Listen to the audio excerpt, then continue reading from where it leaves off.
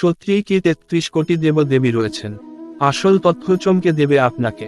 আমরা কথায় কথায় বলি হিন্দু ধর্মে ৩৩ কোটি দেবী দেবতা রয়েছে, কিন্তু আপনারা যদি এই কোটি শব্দটিকে সংখ্যা হিসেবে বিচার করে থাকেন, তাহলে প্রথম থেকেই ভুল করছেন।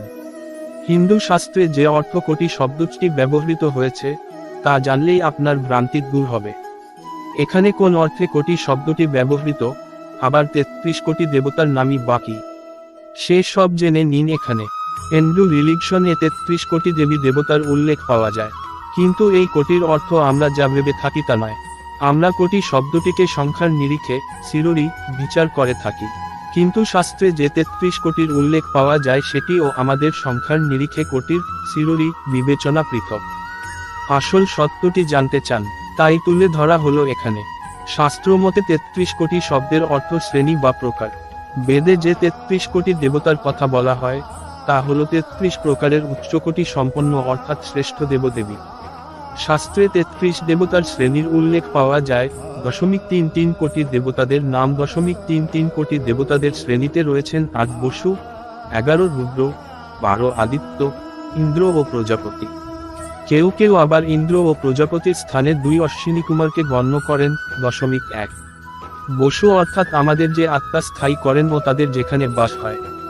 এই ৮টি বসু হলেন ধরা, জল, অগ্নি, বায়ু, আকাশ, চন্দ্র, সূর্য ও নক্ষত্র। এই ৮টি বসু প্রজার ধারণ ও পালন করে থাকেন।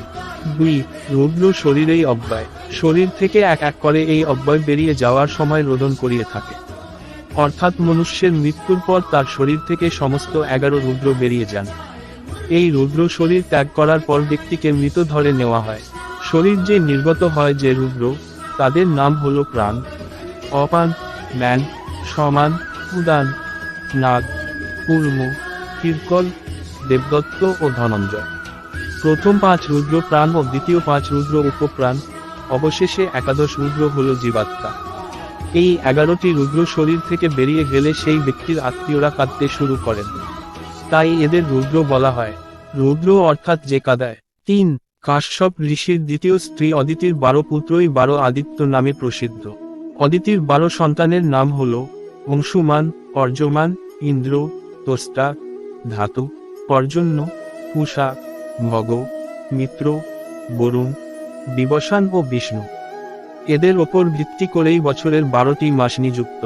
পুরাণে এদের নামের উল্লেখ পাওয়া যায়, তা হল ধাতা, মিত্র, অর্যমা, শুক্র, বরুণ, অংশ, ভগ, বিবসান, পূষা, সবিতা, তোষ্টা এবং বিষ্ণু। ৪. ৩২তম দেবতা হলেন ইন্দ্র। ইন্দ্র অর্থাৎ বিদ্যুৎ বা শক্তি। আবার ৩৩তম দেবতা হলেন যজ্ঞ। যজ্ঞ অর্থাৎ প্রজাপতি, যার মাধ্যমে আমাদের বায়ু, বৃষ্টি, জল ও শিল্প শাস্ত্র উন্নত হয়, ঔষধি সৃষ্টি হয়। এটি ৩৩ কোটি অর্থাৎ ৩৩ ধরনের অব্যয়, যা আমরা দেবতা জ্ঞানে পুজো করি। দেবের অর্থ দিব্য গুণযুক্ত।